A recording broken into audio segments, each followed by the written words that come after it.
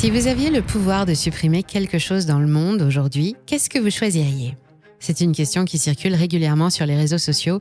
Vous avez sûrement déjà croisé ce genre de publication et elle récolte toujours beaucoup de commentaires. Il y a ceux qui voudraient supprimer l'école, les politiciens ou la police, et d'autres qui voient plus grand et imaginent un monde sans maladie, sans famine, sans violence ou sans vieillesse.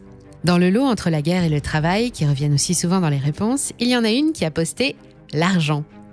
Oui, c'est moi, j'avoue, mais imaginez à quoi pourrait ressembler un monde sans argent. Et quand je dis sans argent, ça veut dire sans pièces ou billets, mais aussi sans compte bancaire, sans contrat d'assurance vie, sans traveler's check, sans rien de tout ce qui nous sert à payer ce que nous consommons ou à stocker nos liquidités. Ce serait une belle pagaille. Notre civilisation s'est construite sur des siècles d'échanges et de déplacements d'hommes ou de marchandises, ce que l'on appelle le commerce. Et avec l'énergie, l'argent a été le deuxième pilier de la croissance économique. Il nous paraît inamovible, immuable, éternel presque. Si on l'enlève, on détruit le système qui le fait tourner depuis des siècles. Mais en réalité, ce système est déjà mourant et nous avons commencé à le détruire il y a quelques décennies. Aujourd'hui, tout ça, notre système monétaire, nos pièces, nos comptes en banque, c'est du vent. Ça ne repose sur rien car l'argent n'existe pas. Ou plutôt, il n'existe plus, pour être vraiment précise. Et vous avez remarqué, l'économie continue de tourner. Et ça s'explique, c'est grâce à la foi. Dans cette vidéo, nous allons revenir à quelques fondamentaux économiques, puisque nous allons parler d'argent, de billets, de comptes bancaires, mais aussi de masse monétaire, de crise de liquidité, de politique des banques centrales et de fractionnement des réserves. Je vais vous expliquer d'où vient l'argent, pourquoi il n'existe pas, pourquoi malgré ça, l'économie continue de tourner et combien de temps ça va durer. Je vous sens déjà bouillir d'impatience et je vous comprends, car attendez-vous à une petite révélation. Mais juste avant, si vous avez envie de nous aider à garder notre indépendance et de faire plaisir à tous les membres de l'équipe, c'est gratuit, il suffit de vous abonner. Et quand ils sont contents, ils vous préparent encore plus de super contenu, alors ne soyez pas timides et montrez-leur que vous aimez ce qu'ils font. Merci à toutes et à tous. Maintenant, ouvrez vos cahiers, soyez attentifs et prenez des notes. Vous saurez bientôt tout ce qu'il faut savoir pour comprendre notre système monétaire, ou plutôt comprendre le vent. Ça va souffler sur Money Radar, soyez les bienvenus.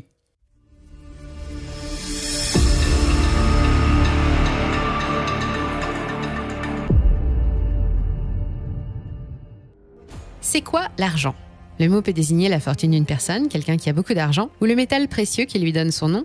Mais ici, il sera question d'argent en tant qu'agrégat économique, synonyme de masse monétaire.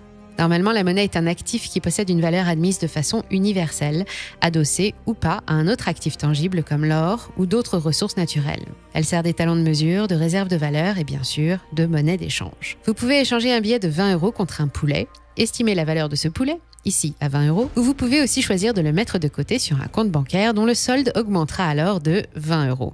Toutes les pièces et billets en circulation, mais aussi tous les soldes des comptes bancaires à vue, forment ce que l'on appelle en économie la masse monétaire M1, ou monnaie au sens strict.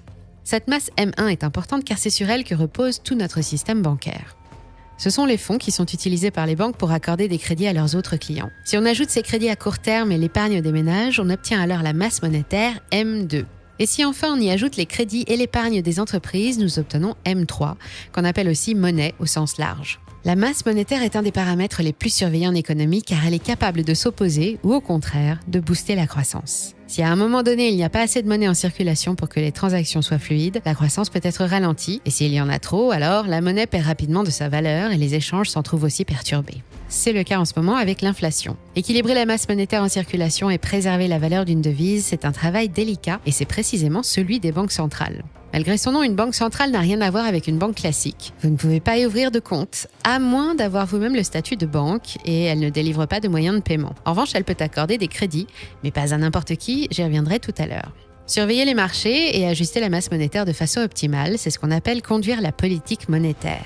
Pour faire le job, la Banque centrale dispose de 3 outils qui sont les taux directeurs, les opérations de marché et le ratio de réserve. Les taux directeurs, on en parle beaucoup depuis mars 2022 aux États-Unis et depuis juillet de la même année chez nous, quand ils ont commencé à grimper en réponse à une inflation que les autorités disaient temporaire. En Europe, il y en a 3, mais celui dont il est question quand on entend ou qu'on lit que la BCE a remonté ses taux, c'est le taux de refinancement qui vient de grimper à 3%.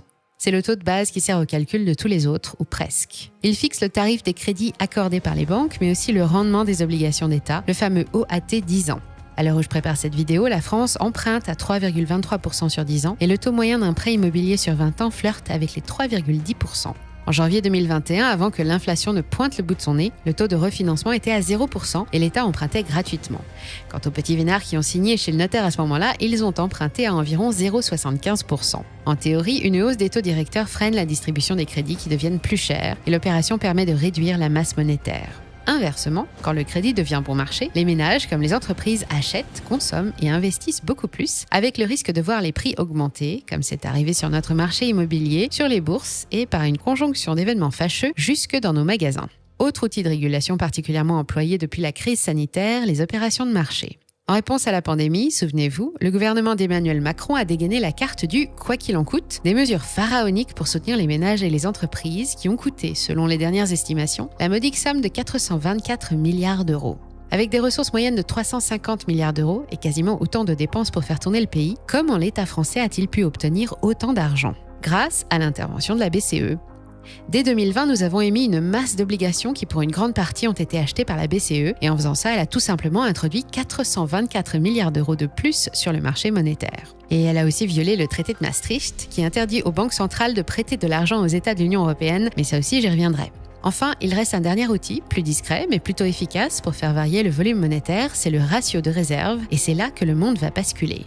Pour comprendre à quoi sert ce ratio de réserve, je dois d'abord vous parler de notre système actuel de création de monnaie. On a tous en tête l'usine de l'imprimerie nationale avec l'image de la planche à billets qui tourne 8 heures par jour et produit des liasses de papier craquants acheminés par des fourgons blindés jusqu'aux banques et qui finissent ensuite dans notre porte-monnaie. Mais la réalité est toute différente car ce sont les banques privées qui créent l'argent. Chaque fois qu'une banque accorde un crédit à l'un de ses clients, elle injecte de l'argent frais dans le système monétaire. Ce n'est pas de l'argent physique, mais il permet néanmoins d'acheter une voiture, une télévision ou un voyage et de faire tourner le commerce. Cet argent rejoint les masses monétaires M1 et M2, mais pour éviter que les banques ne fassent n'importe quoi en prêtant à tout va et qu'elles ne mettent en danger l'équilibre monétaire, elles doivent respecter ce fameux ratio de réserve déterminé par leur banque centrale.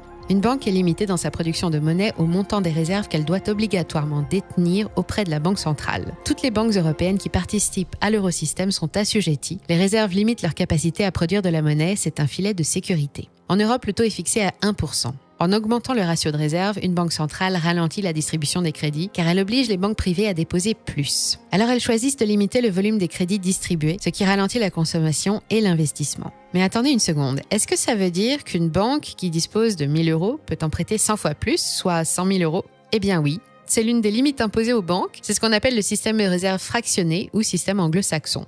Pas étonnant qu'actuellement 99% de l'argent en circulation ait été émis par une banque privée, y compris une bonne partie des dettes de l'État. Tiens, en parlant de lui, contrairement à ce qu'on imagine au sujet des banques centrales, ce n'est pas leur rôle de financer les États.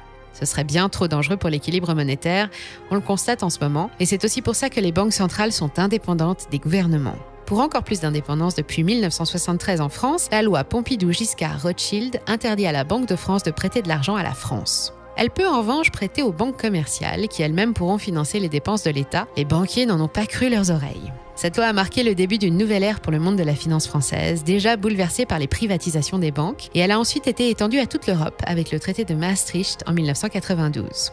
Avec ces lois, bien qu'elles restent sous la surveillance des autorités, la création monétaire a purement et simplement été privatisée, mais ça n'a pas empêché la BCE de financer indirectement le quoi qu'il en coûte.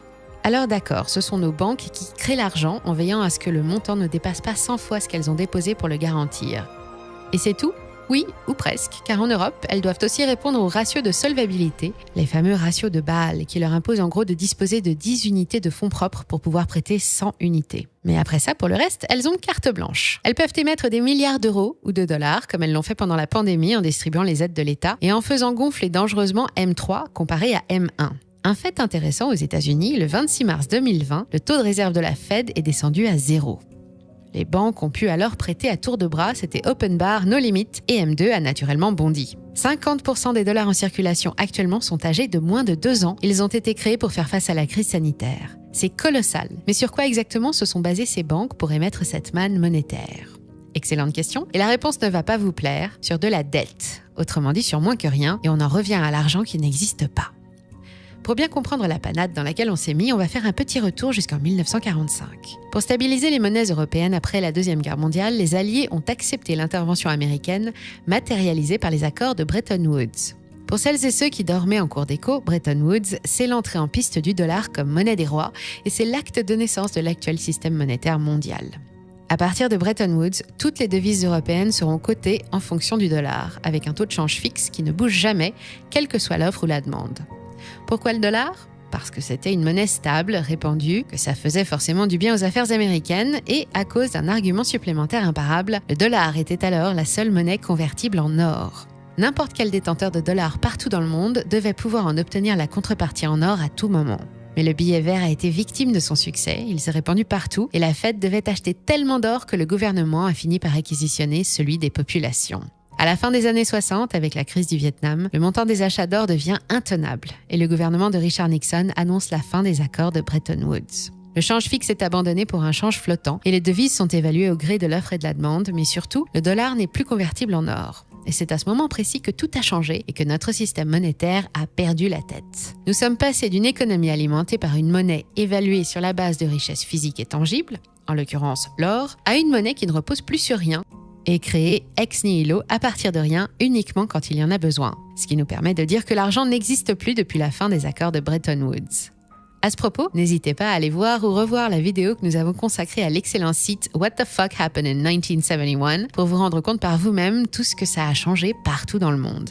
Mais alors, si depuis 1971, le dollar, comme l'euro, ne valent pas plus que les quelques centimes qui servent à fabriquer les billets ou à faire tourner les serveurs, comment est-il possible que le système ait continué de fonctionner, qu'il fonctionne toujours et même qu'il accélère ?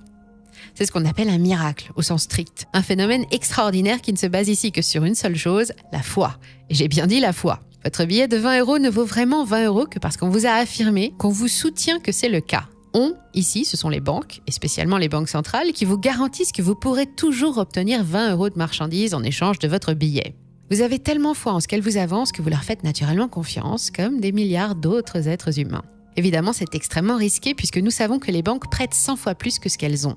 Que se passerait-il si tous les clients d'une banque venaient à retirer leur argent en même temps ? En théorie, ce serait la crise. Sur 100 clients, un seul serait servi. C'est ce qu'on appelle une crise de liquidité. Une banque n'a pas de réserve suffisante pour rembourser tous les dépôts de ses clients qui constituent, je le rappelle, la masse monétaire M1. Et ça, même en tenant compte de tous les ratios de réserve du monde, parce qu'elle ne conserve pas les dépôts. Elle les utilise pour accorder des crédits à d'autres clients.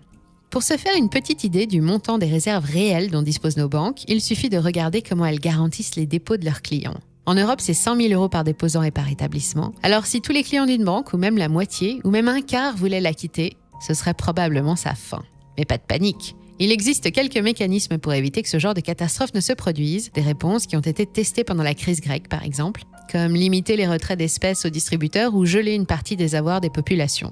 Je ne suis pas sûre que ces mesures seraient bien acceptées si elles devaient s'imposer en France ou ailleurs, mais elles ont permis aux banques grecques d'éviter un cataclysme en 2009. Bref, tant que l'économie tourne, tant que le monde fera confiance aux banques centrales, il n'y a aucune raison que le système monétaire s'effondre. L'argent infini a aussi favorisé le développement économique des pays qui ont adopté ce modèle. Le PIB des États-Unis, de l'Allemagne, de la France, du Canada, du Japon, de la Grande-Bretagne et même de l'Inde ont bondi depuis les années 70, ce qui explique aussi pourquoi l'économie tourne toujours et de plus en plus fort. C'est devenu si simple de résoudre tous nos problèmes en imprimant l'argent qui manque, mais à un moment donné est arrivé ce qui devait arriver, on a dérapé. On a commencé à rembourser nos dettes de l'année d'avant en imprimant de nouveaux billets.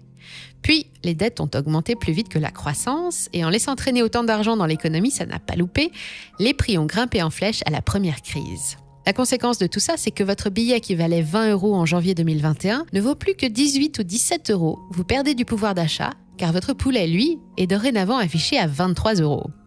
Et oui, on ne va pas réimprimer les billets à chaque variation de l'euro, on préfère modifier les étiquettes. L'argent infini serait-il la solution pour une croissance infinie dans un monde aux ressources finies ? C'est ce que pensent les adeptes du modèle anglo-saxon, mais ça ne pourra pas durer éternellement. D'une part parce que nous avons atteint des montants de dettes privées et publiques décorrélés de la réalité économique, et d'autre part parce que la confiance en notre système monétaire, basé sur rien, est fortement ébranlée par les événements actuels, en premier l'inflation. Pour enfoncer le clou, les BRICS, cette alliance des pays émergents aux économies hyperactives, choisissent leur moment pour proposer une nouvelle monnaie de réserve, émise sur la base de richesses physiques, destinée à concurrencer directement euros et dollars émis sur de la dette. Pour les utilisateurs dans le monde, le choix ne va pas être très difficile, et même si le phénomène va s'étaler sur plusieurs années, nous aurons peut-être la chance d'assister à un événement rarissime dans une vie d'hommes et de femmes, l'émergence d'un nouveau système monétaire mondial.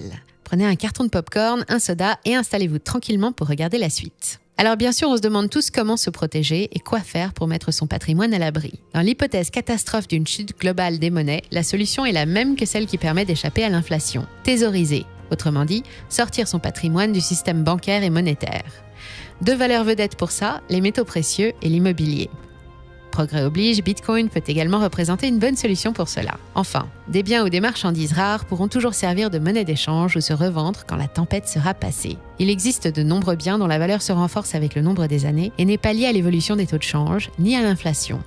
Les œuvres d'art, les grands vins, les livres anciens et quasiment toutes les collections de timbres, de pièces, de petites voitures ou de bijoux peuvent faire l'affaire pour l'investisseur qui cherche à mettre une partie de son argent en sécurité tant qu'il existe encore. Si le sujet vous intéresse, nous avons publié il y a quelque temps une vidéo sur les investissements à choisir en temps de crise. Si vous pensez que prudence est mère de sûreté et que vous cherchez à vous mettre un peu en retrait du système, vous y trouverez à coup sûr un peu d'inspiration. Et si cette vidéo vous a plu, que vous avez tout compris et que vous avez envie de nous le faire savoir, pensez à nous laisser un like et à la partager. On espère toujours vous voir bientôt sur nos autres réseaux. Merci pour votre fidélité, prenez soin de vous et à très vite sur Money Radar.